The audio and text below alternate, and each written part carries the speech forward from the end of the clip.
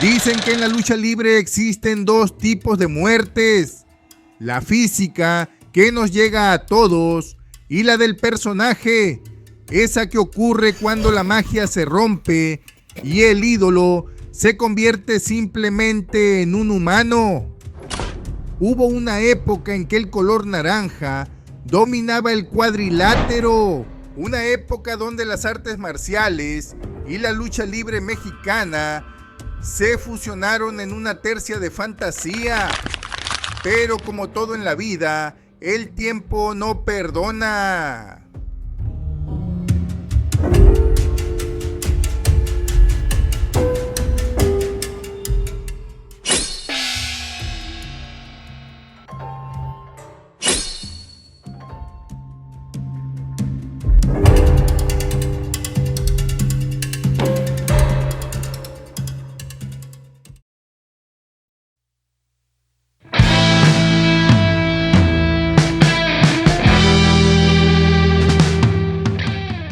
Para entender la tragedia, primero debemos entender el escenario. Estamos a principios de la década de los 90. La lucha libre mexicana experimentaba una transformación radical.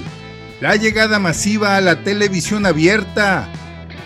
Era el boom. Las arenas se llenaban no solo de los viejos aficionados de puro y habano, sino de niños, familias y una nueva generación hambrienta de ídolos telegénicos.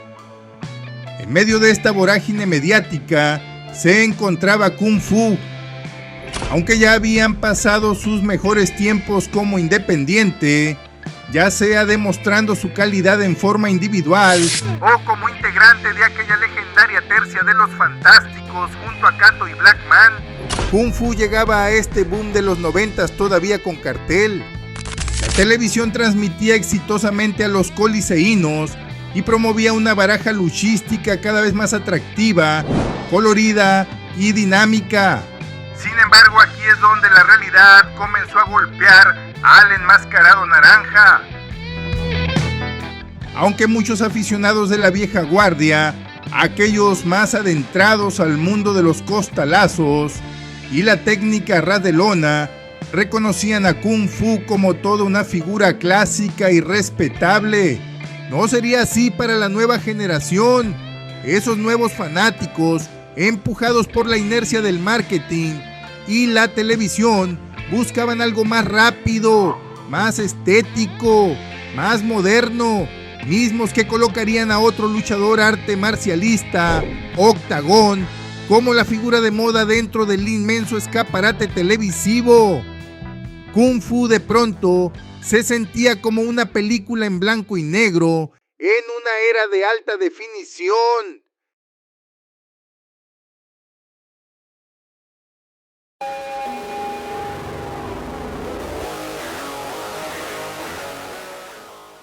¿Qué hace una leyenda cuando siente que los reflectores se alejan? ¿Qué pasa por la mente de un veterano cuando ve que la empresa ya no apuesta por él? Consciente de la feroz competencia y sobre todo, sabedor de que ya no imperaban las mismas condiciones de antaño, Kung Fu entendió su realidad. Sabía que su figura ya no era precisamente la mejor proyectada por la empresa mexicana de lucha libre, que poco después se transformaría en el Consejo Mundial de Lucha Libre. Fue entonces que el enmascarado naranja decidía dar de qué hablar a la afición coliseína. Si no lo iban a aplaudir por ser el héroe, lo tendrían que notar por ser el villano. Comenzó a tomar actitudes de rudo, aun cuando en la programación oficial aparecía listado en la esquina técnica. Acciones que desconcertarían a muchos aficionados que crecieron viéndolo como un ídolo limpio. Kung Fu comenzó a ganarse con ello una reprobación generalizada y las rechiflas consecuentes del respetable. No era un cambio de bando cualquiera, se sentía como una traición a sus principios. Hecho ya la presentación. Eso lo temíamos. El inicio de este comportamiento errático y agresivo lo llevaría a cabo en una lucha mano a mano contra Javier Monarca Cruz. Fue ahí donde la técnica depurada dio paso a la marrullería. Bueno, es que de tiempo para acá ha cambiado completamente. Un luchador muy noble, ahora jala de los cabellos y hace muchas cosas ilegales como esta. Nada de esto hacía en otras épocas Kung Fu. Ya no despierta la admiración de otras épocas Kung Fu. Nada de esto hacía. Ha perdido muchísimas simpatías Kung Fu. La gente lo adoraba, era un gran ídolo. La gente está molestísima con Kung Fu. Pero sí, definitivamente que Kung Fu se ve completamente distinto, utilizando mucho la violencia, y vaya en qué condiciones tiene a Javier Cruz. Pero esto era solo el comienzo. Esta espiral de violencia concluiría abiertamente en una lucha de tercias. Un momento fatídico donde nacería el pique contra el nuevo estandarte de la empresa, Atlantis.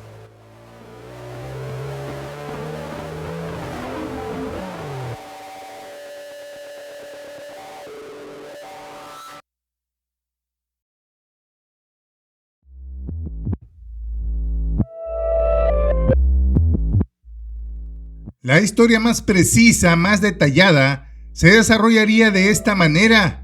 Durante muchos años, Juan Herrera había trabajado satisfactoriamente como booking programador de la entonces empresa mexicana de lucha libre, dándole prioridad a pesos medios y completos, favoreciendo a elementos del llamado Grupo Guadalajara, casi todos de egresados de la Escuela del Diablo Velasco. Para inicios de los años 90, con el regreso de la televisión a la lucha libre, iniciaría una nueva etapa para los coliseínos. Entonces, el ex luchador Antonio Peña fungía en el cargo de relaciones públicas de la misma empresa, pero en la práctica llegaría también a colaborar en la creación de personajes, apostándole a nuevos elementos luchísticos y apoyando también a Juan Herrera en programación. Sería así como de la mano de Peña y de su inventiva nacían nuevos personajes, destacando en principio uno en particular, uno que rompía récord de taquilla y popularidad, amparado por la televisión abierta y el famoso cartómetro del ring. Este sería nada más y nada menos que Octagón, el amo de los 8 ángulos. Y ese es el cartómetro del ring, la lista de popularidad que usted hace a través de sus cartas. Y el primerísimo lugar, ratificando todo lo que se ha dicho de él, Octagón, el consentido de la afición y del cartómetro, en primer lugar por tercera semana consecutiva, 3.628 cartas. Escriba usted al cartómetro del ring, Avenida Chapultepec 28, y sus peticiones llegarán a sus ídolos.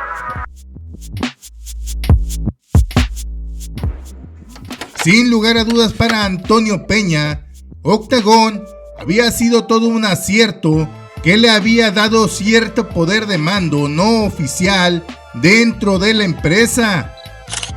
Muchos gladiadores, sobre todo los de nuevo ingreso, apoyaban ciegamente a quien fuera el primer espectro junior de la historia de la lucha libre mexicana. Por su parte, Juan Herrera, el programador oficial y mano derecha de Paco Alonso Luterot, contaba con sus preferidos, perfilándose dentro de los más destacados, el ahora llamado ídolo de los niños, Atlantis, quien venía de hacer algunas victorias en el renglón de las máscaras. Sin embargo, Antonio Peña, enrachado con Octagón y ya con cierta libertad creativa otorgada por el mandamás coliseíno, pretende maximizar la figura de su creación dentro del consejo a través de un duelo de máscaras en cuya historia se enfrentarían dos luchadores artemarcialistas: la ruda, tradicional y vieja escuela representada por Kung Fu, y la otra por la técnica y novedoso estilo representado por Octagón. La idea original de Antonio Peña no sonaba nada mal, y un encuentro entre ambos artes marcialistas no solo sería un imán de taquilla, sino que daría la posibilidad a que Octagón se quedara como el nuevo estandarte de la empresa. Sin embargo, Juan Herrera no se quedaría con los brazos cruzados al percatarse que Peña ganaba cada vez más protagonismo. Así que el roce en el ring para calentarla entre Octagón y Kung Fu menguaría antes de tiempo, imponiendo Herrera y Paco Alonso un nuevo rival para el arte marcialista color naranja. Así fue que mientras la máscara de Kung Fu caía ante el ídolo de los niños Atlantis, tras bambalinas se gestaba un punto de quiebre, una diferencia, una línea marcada entre dos bandos dentro del Consejo Mundial de Lucha Libre. El Grupo Guadalajara, fiel a Juan Herrera y al mandamás Paco Alonso Luterot, y por el otro lado, el nuevo grupo que seguiría los pasos de quien fungiría en poco tiempo como el máximo líder de la 3 veces estelar. Sin embargo, ya las aguas calmadas, como una especie de consolación y para evitar exabruptos, 2 meses después Octagón tendría la máscara del nuevo Huracán Ramírez, cosa que nada haría cambiar de opinión a Peña. Solo era cuestión de tiempo para iniciar una fuerte desbandada, cuya bandera, según palabras del propio Peña, era tener una mayor libertad creativa. Llegaste como limpio al cuadrilátero, traicionaste a Atlantis. ¿Qué está sucediendo en la carrera de Kung Fu? Más bien ando tras su máscara. Yo creo que sería un bonito trofeo para mi vitrina, quitarle la máscara y demostrarle que el colmillo puede más que todo y la destreza de las artes marciales. No sé Kung Fu qué quiere, ¿no? Kung Fu quiere mi cinturón mundial, yo lo que él quiera, máscara o el cinturón, yo quiero su máscara porque el viernes pasado me echó un líquido a los ojos que todavía tengo las consecuencias de mi vista, que no puedo ver todavía bien. El grito de la arena fue ensordecedor. Pero para un hombre, el mundo se quedó en silencio. Así las cosas, Raimundo Acosta Veloz daba a conocer su rostro tras la derrota más grande de su carrera. No era solo tela y lentejuela lo que entregaba esa noche. El atractivo y la seguridad del status quo que le brindaba la máscara quedarían para siempre en el pasado. Esa capa de invencibilidad que el personaje otorgaba se había disuelto, dejando a Raimundo en una total incertidumbre. Como dato curioso, la figura de Kung Fu era recurrente en varios números de la historieta sensacional de luchas. Fue después de la pérdida de su máscara que el personaje aparecería muy pocas veces en algunas historietas. De ser un ídolo místico, ahora la única garantía que tenía era la de seguir luchando para los coliseínos, pero bajo condiciones muy distintas. Acosta Veloz tendría que sacar provecho de los reflectores de una manera cruda, explotar sus rasgos orientales naturales para continuar de lleno en la batalla. Si ya no podía estar en el gusto del público por su misterio, al menos debía mantenerse como un luchador arte marcialista que se distinguía físicamente de los demás.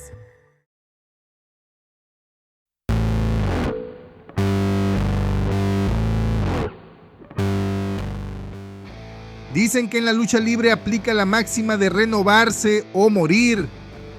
Y el renovarse o morir de Kung Fu Ray Acosta Veloz fue drástico. Si bien es cierto que esta nueva faceta no gustaría a una mayoría de aficionados que conocían su trayectoria técnica y depurada, paradójicamente esta reinvención lo mantendría en sitios más o menos privilegiados dentro de la programación por un tiempo más. Su estilo ahora estaba basado en el uso de infinidad de artimañas, golpes prohibidos y excesos que lo llevarían en más de una ocasión a ser genuinamente repudiado por el respetable. Esta actitud rompería del todo con su etapa de enmascarado, al grado de parecer otro. Verlo luchar era ver a un extraño, un kung fu muy ajeno y lejano por completo a sí mismo. El uso de chacos, cadenas, manoplas, cuerdas, encendedores y demás artefactos ilegales formarían parte de los recursos utilizados por Kung Fu en su faceta de rudo desenmascarado. Atrás había quedado aquel atractivo Kung Fu enmascarado, color naranja, de afinada técnica marcial que nos maravilló en los 80. Ese recuerdo dio paso al Kung Fu desordenado y ventajoso, carente de todo principio luchístico. Si bien esta versión oscura pudo mantenerse vigente por varios años, muchos de sus seguidores quedaríamos decepcionados por tal hecho. Era doloroso ver cómo la leyenda se erosionaba a sí misma en pos de la supervivencia.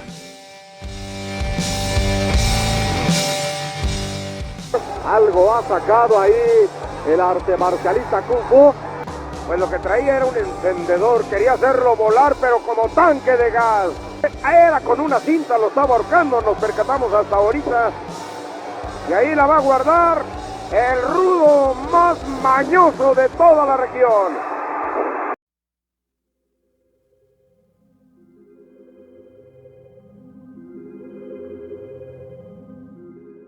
La decepción de la afición se iría agrandando cada vez más cuando Raimundo entró en un bache marcado por derrotas consecutivas en duelos de apuesta. Y aquí es donde la historia se torna personal. El destino, con su cruel ironía, lo puso frente a frente contra su excompañero de gloria Kato Kung Lee, el que fuera su hermano de armas en Los Fantásticos y después su archirrival. En un duelo cargado de nostalgia y rencor, Kato derrotó a Kung Fu rapándolo, cobrando así la afrenta de años antes cuando, enmascarado, Kung Fu le quitó su cabellera. Es la lucha en donde ya quedan 1-1 porque Kung Fu había pelado a Kato y ahora Kato a Kung Fu, Miguel. La lucha de la gran venganza para Kato Kuli. Después de eso la caída fue libre. Américo Roca, César Dantes y Atlántico. Estos dos últimos nombres, exceptuando a Américo, que ya era muy conocido, quizás no resuenan con la misma fuerza histórica que el de nuestro protagonista, pero que en aquel momento eran los nuevos prospectos coliseínos. Estos jóvenes se ensañarían también con el arte marcialista. Fue una clara etapa en la que la leyenda de Kung Fu sería utilizada tristemente como una especie de escalón, un hover de lujo para la proyección de nuevos elementos. La industria ya había exprimido todo el jugo de la naranja. Como suele suceder con los gigantes que pierden su fuerza, su luz no se apagó de golpe, sino que se desvaneció. Su carrera se iría apagando gradualmente al retirarse poco a poco de los encordados. Las ovaciones se convirtieron en silencios y las arenas llenas en recuerdos lejanos.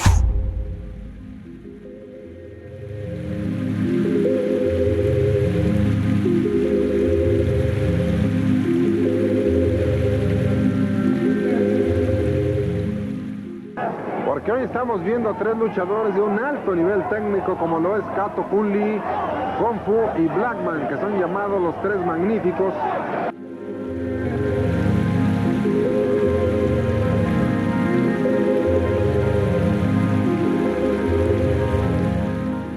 El maestro arte marcialista.